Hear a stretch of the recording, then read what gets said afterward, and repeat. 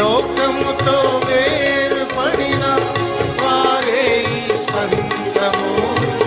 లోకానికి రక్షణ మార్గం చూపు దీపస్తంభము. లోకముతో వేరుపడిన వారే ఈ సంఘము. లోకానికి రక్షణ మార్గం చూపు దీపస్తంభము. జీవము గల సంఘము